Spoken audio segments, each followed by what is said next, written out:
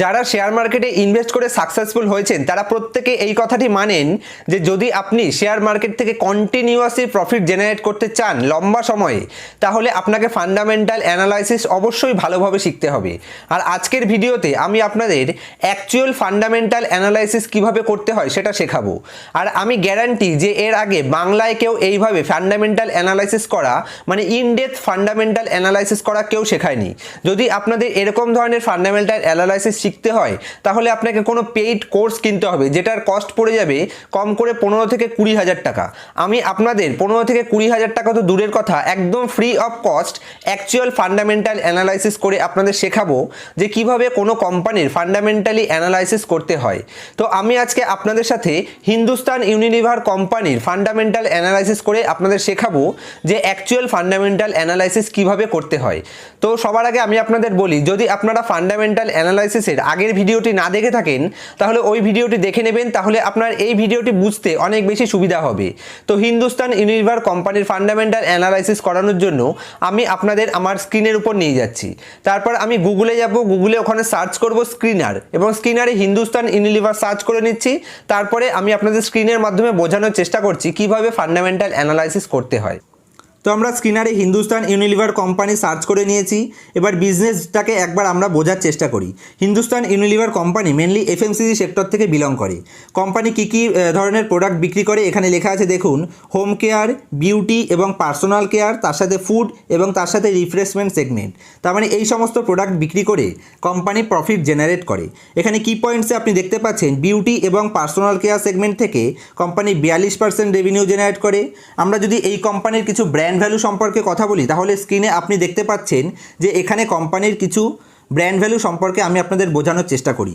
এখানে যে কটি প্রোডাক্ট আপনি দেখতে পাচ্ছেন এই প্রত্যেকটি প্রোডাক্টের একটা নিজের উপর ব্র্যান্ড ভ্যালু তৈরি করে রেখেছে। মানে এই প্রোডাক্টগুলির মার্কেটে খুব চাহিদা রয়েছে এবং তাদের একটা খুব ডিমান্ডও রয়েছে যে পাবলিক যেই জিনিসগুলো ইউজ করে সেই জিনিসগুলো ভবিষ্যতেও তারা ইউজ করবে। যেরকম আপনি ভেসলিন দেখতে পারেন, ভেসলিনের একটা খুব ভালো ব্র্যান্ড ভ্যালু রয়েছে। তারপরে ডাভ সাবান শ্যাম্পু, সেটার একটা খুব ভালো ব্র্যান্ড ভ্যালু রয়েছে। লাইফবয় রয়েছে এই কোম্পানির প্রোডাক্ট। তারপর যদি আপনি চা কফির কথা বলেন তাহলে ব্রুর কফি রয়েছে, ব্রক ব্র্যান্ডের এখানে চা রয়েছে, কিষানের সস, জ্যাম, জেলি, এগুলো এই প্রোডাক্টগুলো রয়েছে। সার্ফ এক্সেল রয়েছে। তারপরে ভিমবার রয়েছে, যেগুলো আমাদের প্রত্যেক বাড়িতে এখন ভিমবার দিয়ে বাসন মাজার কাজ হয়ে থাকে। তারপর পন্ডস রয়েছে, পেয়ার্স আছে, লাক্স আছে। এই প্রত্যেকটি যে এক একটি প্রোডাক্ট, এই প্রত্যেকটা প্রোডাক্টের একটা নিজের ব্র্যান্ড ভ্যালু রয়েছে। এছাড়াও কোম্পানির আরও অনেক প্রোডাক্ট রয়েছে। যদি আমি প্রত্যেকটি সম্পর্কে বলতে যাই তাহলে 20 থেকে 25 মিনিট শুধু এই প্রত্যেকটি কোম্পানির যে প্রোডাক্টের নাম আছে সেগুলো বলতেই কেটে যাবে। এছাড়া আপনি যদি আইসক্রিম কিনতে যান তাহলে কোম্পানির কাছে বিশেষ স্ট্রং ব্র্যান্ড আছে যেটা আমরা কর্নেডো নামে জানি। আপনি কর্নেডোর মার্কেট ভ্যালু তো নিশ্চয়ই জানেন যে কর্নেডোর কত পরিমাণে ডিমান্ড রয়েছে। তো এগুলো থেকে আপনি নিশ্চয়ই বুঝতে পারছেন কোম্পানির কাছে কত রকমের ব্র্যান্ড ভ্যালু রয়েছে। তো কোম্পানি 10 থেকে 20 বছর তো ছেড়ে দিন, আমাদের পরের প্রজন্মের কাছেও এমন কিছু ব্র্যান্ড ভ্যালু রেখে যাবে যার কারণে কোম্পানি ভালো প্রফিট আর রেভিনিউ জেনারেট করতে পারবে। তো আসুন আমরা আরেকবার কোম্পানির নেট প্রফিট এবং কোম্পানির যে ফান্ডামেন্টালস আছে সেটার উপর নজর দিই। তো আমরা যদি আরেকটু উপরের দিকে স্ক্রল করি, এখানে কোম্পানির কিছু ইম্পর্টেন্ট রেশিও রয়েছে। সবার প্রথমে কোম্পানির পিই হচ্ছে 55.8, আর কোম্পানির return on capital employed ROC হচ্ছে 39.2, যেটা খুব ভালো ধরা হয়ে থাকে। আর কোম্পানির রিটার্ন অন ইকুইটি হচ্ছে গিয়ে 29.2%, যেটা খুব ভালো। আর একটু ওপরের দিকে স্ক্রল করলে এখানে 200 ডেজ মুভিং অ্যাভারেজের নিচে কোম্পানি ট্রেড করছে। যখন একটা এত ভালো স্ট্রং ব্র্যান্ড ভ্যালুর কোম্পানি 200 ডেজ মুভিং অ্যাভারেজের নিচে ট্রেড করবে, সেই সময় আপনাকে ওই কোম্পানির শেয়ারটি কিনতে হবে। আপনি গ্রাফে দেখতে পাচ্ছেন এর আগেও যে কয়বার এক বছরের মধ্যে কোম্পানি 200 ডেজ মুভিং অ্যাভারেজের আশেপাশে এসেছিল প্রত্যেকবার সাথে সাথে রিকভারি হয়ে উপরের দিকে চলে গেছে। কিন্তু এবার কোম্পানির শেয়ারের প্রাইস একটু বেশি নিচের দিকে চলে এসেছে। তার মানে কি কোম্পানির ফান্ডামেন্টালের ভিতরে কোনো প্রবলেম হয়েছে, সেটাই আমরা এই ভিডিওতে বোঝার চেষ্টা করব। আর একটু উপরের দিকে স্ক্রল করি তাহলে আমরা এখানে কোম্পানির যে পেয়ার কম্পারিজন, সেখানে আমি আপনাদের দুটো জিনিস বোঝানোর চেষ্টা করব। হিন্দুস্তান ইউনিলিভারের পরে 2 নম্বরে, মানে এই সেক্টরের 1 নম্বরে হচ্ছে হিন্দুস্তান ইউনিলিভার, 2 নম্বরে হচ্ছে পিএনজি হাইজেনিক কোম্পানি। তো হিন্দুস্তান ইউনিলিভারের কোম্পানির মার্কেট ক্যাপিটালাইজেশন হচ্ছে 4,92,098 কোটি টাকা। আর এর 2 নম্বর কোম্পানি পিএনজি হাইজেনিকের মার্কেট ক্যাপিটাল হচ্ছে গিয়ে 50,052 কোটি টাকা। মানে পিএনজি কোম্পানির 10 গুণ বড় কোম্পানি হচ্ছে হিন্দুস্তান ইউনিলিভার। শুধু কি কোম্পানির শেয়ারের প্রাইস বেশি বলেই মার্কেট ক্যাপিটালাইজেশন বেশি, না কোম্পানির নেট প্রফিটও অনেক বেশি। দেখুন এখানে পিএনজি কোম্পানির নেট প্রফিট হচ্ছে 212 কোটি টাকা, যেখানে যদি আমরা হিন্দুস্তান ইউনিলিভার কোম্পানির নেট প্রফিট দেখি তাহলে আপনারা এখানে দেখতে পাবেন যে হিন্দুস্তান ইউনিলিভার কোম্পানির নেট প্রফিট কত। হিন্দুস্তান ইউনিলিভার কোম্পানির নেট প্রফিট হচ্ছে 2297 কোটি টাকা। তো আমরা যদি আরেকটু ওপরের দিকে স্ক্রল করি, এবার কোম্পানির কোয়ার্টারলি রেজাল্ট দেখি, তাহলে আপনারা এখানে দেখতে পাচ্ছেন কোম্পানির কোয়ার্টারলি রেজাল্টও কী হারে বেড়েছে। যেখানে 2019-এর মার্চে কোম্পানির নেট সেলস ছিল 10,201 কোটি টাকা, সেখান থেকে যদি আমরা কারেন্ট নেট সেল দেখি তাহলে 2021-এর সেপ্টেম্বরে কোম্পানির সেল হচ্ছে গিয়ে 13,046 কোটি টাকা। মানে কী হারে কোম্পানি সেলটাকে বাড়িয়েছে, মানে কোম্পানির প্রোডাক্ট কী হারে লোক বেশি মানে কিনছে। তো তারপর যদি আমরা কোম্পানির নেট প্রফিট দেখি, এখানে আপনি দেখতে পাবেন যে কোম্পানি সেল করছে, তার মানে এমন না যে কোম্পানি শুধু প্রোডাক্ট সেল করছে, কোম্পানির প্রফিট মার্জিন নেই, কোম্পানির প্রফিটও রয়েছে। যেখানে কোম্পানির প্রফিট ছিল 1,571 কোটি টাকা, সেখান থেকে বাড়িয়ে কোম্পানি 2,181 কোটি টাকায় পৌঁছে গেছে। তো যদি আমরা এটাকে ইয়ারলি বেসিসে দেখি তাহলে আরও ভালো আপনি বুঝতে পারবেন। দেখুন 2010-এর মার্চে কোম্পানির টোটাল সেলস ছিল 17,738 কোটি টাকা, সেখান থেকে কোম্পানি কন্টিনিউয়াসলি এখানে বাড়তে বাড়তে কোথায় নিয়ে এসছে, যদি আমরা ট্রেলিং 12 মান্থের কারেন্ট প্রফিট সেলস দেখি তাহলে 51,112 কোটি টাকায় পৌঁছে গেছে। মানে কী হারে বেড়েছে আপনি বুঝতেই পারছেন কোম্পানির প্রোডাক্ট কী হারে ব্র্যান্ড ভ্যালু তৈরি করে রেখেছে। আমরা যদি কোম্পানির নেট প্রফিট দেখি তাহলে আপনি এখানে দেখতে পাবেন যে কোম্পানির নেট প্রফিট ছিল 2,157 কোটি টাকা, সেখান থেকে কন্টিনিউয়াসলি বাড়াতে বাড়াতে কোম্পানি 8,761 কোটি টাকায় পৌঁছে গেছে।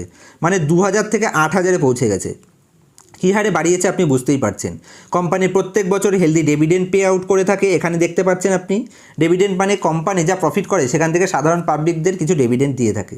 তারপর যদি আমরা ব্যালেন্স শিট দেখি, ব্যালেন্স শিটে আপনি দেখতে পাবেন কোম্পানির যে রিজার্ভ আছে সেটা 2010-এ কত ছিল, 2,451 কোটি টাকা। সেখান থেকে কোম্পানি প্রত্যেক বছর তাদের রিজার্ভকে বাড়িয়ে যদি আমরা কারেন্ট রিজার্ভ দেখি তাহলে 47,700 কোটি টাকা কোম্পানির কাছে রিজার্ভ রয়েছে, মানে ক্যাশ টাকা রয়েছে। কোম্পানি যে কোনো সময় যদি চায় কোম্পানি নতুন নতুন ব্র্যান্ড আরও লঞ্চ করতে পারে, কারণ কোম্পানির টাকা কারো কাছ থেকে ধার নিতে হবে না, নিজের কাছেই এত টাকা রয়েছে। তো তার সত্ত্বেও আমরা দেখেছি কোম্পানির এখানে যে বোরোয়িংস আপনি দেখতে পাচ্ছেন 1,129 কোটি টাকা বোরোয়িংস আছে। তো আপনাদের মনে কোশ্চেন আসতে পারে যে তাহলে কোম্পানি এই বোরোয়িংটা কেন করলো। দেখুন কোম্পানি এখানে একটি নতুন প্রজেক্ট কাজ করছে, যেখানে CWIP মানে হচ্ছে কারেন্ট ওয়ার্কিং প্রোগ্রেস, যেখানে 922 কোটি টাকার একটা ওয়ার্কিং প্রোগ্রেস চলছে, আর প্রত্যেক বছরই কিছু না কিছু চলছে। তো এখানে একটু বেশি কোম্পানির টাকা দরকার ছিল, তাই জন্য হয়তো কোম্পানি নিজের টাকা খরচা না করে কোম্পানি বড় করে নিয়েছে। তো এখানে 922 কোটি টাকা যেটা কোম্পানি বড় করেছে তার তুলনায় কোম্পানির কাছে কত পরিমাণে নিজের টাকা আছে আপনি বুঝতেই পারছেন।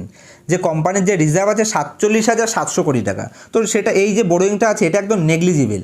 যখন যদি এরকম হয় যে কোম্পানির কাছে নিজের টাকা নেই, কোম্পানির প্রফিট জেনারেট করতে পারছে না, তারপর যদি কোম্পানির বোরোয়িং বাড়ে সেটা একটা নেগেটিভ সাইন হিসেবে ধরা হয়ে থাকে। কিন্তু এখানে কোম্পানির প্রফিটও বাড়ছে, কোম্পানি এক এক কোয়ার্টারে যা প্রফিট করে সেই তুলনায় এই যে CWIP মানে যেটা কোম্পানি বড় করেছে এটাও খুব কম। আর একটু যদি আমরা উপরের দিকে ওঠাই তাহলে কোম্পানির ক্যাশ ফ্লোটা অবশ্যই পজিটিভ থাকতে হবে, যেটা কোম্পানির এখানে আমরা দেখতে পাচ্ছি যে 2010-এ কোম্পানির ক্যাশ ফ্লো 2010 থেকে কন্টিনিউয়াসলি এখানে পজিটিভ ক্যাশ ফ্লো আছে। মানে কোম্পানি যে পরিমাণে সেল করছে, যে পরিমাণে প্রফিট করছে সেই টাকাটা কোম্পানি মার্কেট থেকে ওঠাতে পারছে। তার মানে কোম্পানির টাকা ব্যাড ডেপ্ট হিসেবে থাকছে না, মানে প্রফিট সত্যি সত্যি জেনারেট হচ্ছে। আমরা যদি আরেকটু ওপরে ওঠাই শেয়ার হোল্ডিংস প্যাটার্নস দেখলে আপনি ভালোভাবে বুঝতে পারবেন, আরও ভালোভাবে বুঝতে পারবেন যে একটা স্ট্রং ভ্যালু কোম্পানি তৈরি করে রেখেছে। কারণ প্রোমোটার্সের কাছে 2019-এ 67.19% স্টেক ছিল, আর 2021-এর ডিসেম্বরে কোম্পানির স্টেক কত হলো 61.90। মানে কিছুটা স্টেক এখানে কোম্পানি বিক্রি করেছে। সেটা কি সাধারণ পাবলিকের কাছে বিক্রি করেছে না, এটা FII আর DIIs কিনেছে। দেখুন FIIs-এর কাছে স্টেক কত ছিল, FIIs-এর কাছে স্টেক ছিল 11.83%, সেখান থেকে FII এখানে বাড়িয়ে 14.71% করেছে। মানে FII এখানে ইন্টারেস্ট দেখাচ্ছে কেনার জন্য। আর DIIs-এর কাছে 7% ছিল, সেটাও DIIs বাড়িয়ে 10.85% নিয়ে এসছে। আর কোনো শেয়ারে যদি প্রোমোটার্স হোল্ডিংস ছেড়ে, মানে প্রোমোটার্স যদি শেয়ার বিক্রি করে, সেটা যদি FII DIIs কেনে সেটা একটা পজিটিভ সাইন। কারণ FII আর DIIs-এর কাছে সবসময় তাদের কাছে অনেক মানে ফান্ডামেন্টাল এছাড়া টেকনিক্যাল অ্যানালাইসিস করা তাদের যে টেকনিক এবং তাদের কাছে যা রিসোর্স আমাদের সাধারণ ইনভেস্টরদের কাছ থেকে অনেক বেশি তাদের কাছে সোর্স থাকে, আর তারা সাধারণ ইনভেস্টরদের থেকে অনেক বেশি ইন্টেলিজেন্টও হয়ে থাকে। তো যেখানে FII DIIs কন্টিনিউয়াসলি কিনছে তার মানে সেটা খুবই পজিটিভ সাইন। তো বন্ধুরা, আপনারা দেখলেন যে হিন্দুস্তান ইউনিলিভার কোম্পানির ফান্ডামেন্টাল কতটা স্ট্রং, মানে কোম্পানির যেখানে সেলস প্রত্যেক বছর কী হারে বেড়েছে আপনারা দেখলেন, কোম্পানির যে রিজার্ভ সেটা কী হারে বেড়েছে। কোম্পানির রিজার্ভ কারেন্ট যদি আপনি দেখতে চান তাহলে কোম্পানির 51,000 কোটি টাকা কোম্পানির কাছে রিজার্ভ, মানে নিজের পয়সা ক্যাশ আছে। তার মানে কোম্পানি যদি কোনো নতুন বিজনেস করতে চায় কোম্পানির কাছে এনাফ পয়সা আছে, কোম্পানি যে কোনো সময় যে কাউকে কম্পিট করতে পারে। এছাড়াও কোম্পানির নেট প্রফিট কী হারে বেড়েছে, 2010 সালে যা কোম্পানি নেট প্রফিট ছিল তার থেকে কোম্পানি প্রায় 10 গুণের বেশি নেট প্রফিট বাড়িয়ে ফেলেছে। মানে কোম্পানি সেলস করছে, তার সাথে কোম্পানি নেট প্রফিটও কামাচ্ছে, এবং নেট প্রফিট কামানোর সাথে সাথে কোম্পানি নিজের রিজার্ভকেও বাড়াচ্ছে, মানে কোম্পানির কাছে যে নিজের ক্যাশ পয়সা আছে সেটাকেও কোম্পানি বাড়াচ্ছে। আর যদি আপনি ইন্ডিয়ার এফএমসিজি সেক্টরের কথা ভাবেন তাহলে ভালো করে আপনি ভেবে দেখুন, ইন্ডিয়ার রুরাল এরিয়ায় এখনও, মানে গ্রামীণ যেসব এরিয়াগুলো আছে সেসব এরিয়ায় এখনও কী পরিমাণে এই সমস্ত প্রোডাক্টের পেনিট্রেশন হতে পারে। মানে আমি এখনও দেখেছি যে ওয়েস্ট বেঙ্গলে, বিশেষ করে আমি ওয়েস্ট বেঙ্গলে থাকতাম, এখন আমি হায়দ্রাবাদে কারেন্ট থাকছি, তো হায়দ্রাবাদে যে পরিমাণে হিন্দুস্তান ইউনিলিভার হোক বা আদার্স পরিমাণে এই সমস্ত এফএমসিজি যত কোম্পানি আছে, মানে এই সমস্ত কোম্পানির প্রোডাক্টগুলি যত এখানে শপিং মল আছে অথবা রিলায়েন্স আছে, ফ্রেশ আছে, যে পরিমাণে বিক্রি হয়, কিন্তু হিন্দুস্তান মানে কলকাতায় প্রচুর গ্রাম অঞ্চল আছে, সেই সমস্ত গ্রাম অঞ্চল, এছাড়া ইন্ডিয়ায় এরকম প্রচুর রুরাল এরিয়া আছে যেই সমস্ত এরিয়ায় এইসব প্রোডাক্টের এখনও অত পরিমাণে চল নেই। মানে গ্রামের মানুষরা এখনও সাধারণ আটা ইউজ করে থাকে, এখনও নর্মাল সাবান শ্যাম্পু ইউজ করে থাকে, তাদের কাছে ব্র্যান্ড ভ্যালুর কোনো মূল্য নেই। কিন্তু যখন আস্তে আস্তে মানে ইন্ডিয়ার যখন পার ক্যাপিটা ইনকাম আস্তে আস্তে বাড়তে থাকবে তখন ওই সমস্ত গ্রাম এরিয়াতেও আস্তে আস্তে ডেভেলপ হবে এবং সেখানে শপিং মল হবে এবং নতুন নতুন যত স্টোর আছে সেগুলো ওপেন হবে, তার সাথে সাথে মানুষের ব্র্যান্ড ভ্যালুর উপর অ্যাট্রাকটিভ হবে মানুষ, মানে মানুষ ব্র্যান্ড বুঝতে পারবে, তখন লোকাল জিনিস ইউজ না করে মানুষ এই সমস্ত ব্র্যান্ডেড কোম্পানির যে সমস্ত ব্র্যান্ড আছে, যেরকম আপনি যদি রুরাল এরিয়া দেখেন তাহলে আপনি দেখতে পাবেন সাধারণ চা পাতা ইউজ করে মানুষ, কিন্তু আপনি যদি একটুখানি আরবান এরিয়া যান তাহলে আপনি দেখতে পাবেন ওই সমস্ত এরিয়ায় কোম্পানির ব্র্যান্ডের দিকে বেশি ঝোঁকে। যেরকম আপনি একটা নর্মাল চা পাতা না কিনে আপনি ব্রডব্যান্ডের চা পাতা কিনবেন অথবা টাটার চা পাতা কিনবেন। তো সুতরাং এরকম ধরনের যে ব্র্যান্ডগুলো আছে এগুলো আস্তে আস্তে এখনও অনেক বেশি হিউজ পোটেনশিয়াল, মানে গেইন পোটেনশিয়াল আছে।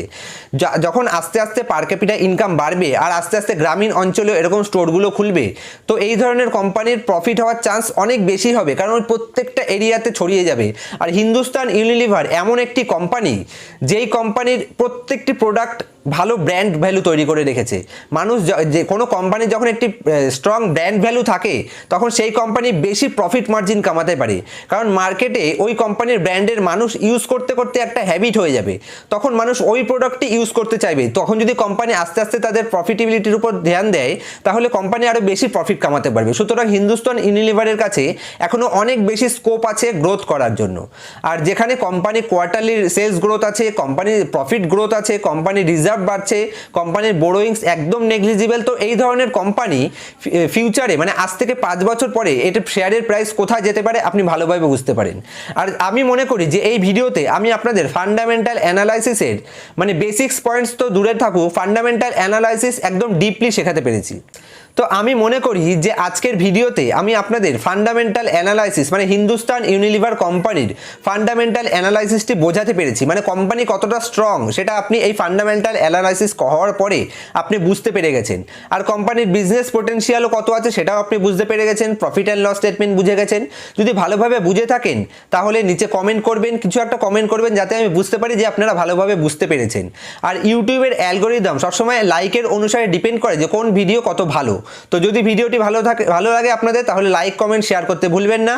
আর চ্যানেলে যদি আপনি প্রথমবার আসেন তাহলে আমি আপনাদের রিকোয়েস্ট করব যে চ্যানেলটিকে সাবস্ক্রাইব করে রাখবেন, তাহলে যখন আমি এই ধরনের ভিডিও ছাড়বো মানে আপলোড করব তখন সবার আগে আপনার কাছে নোটিফিকেশান চলে যাবে।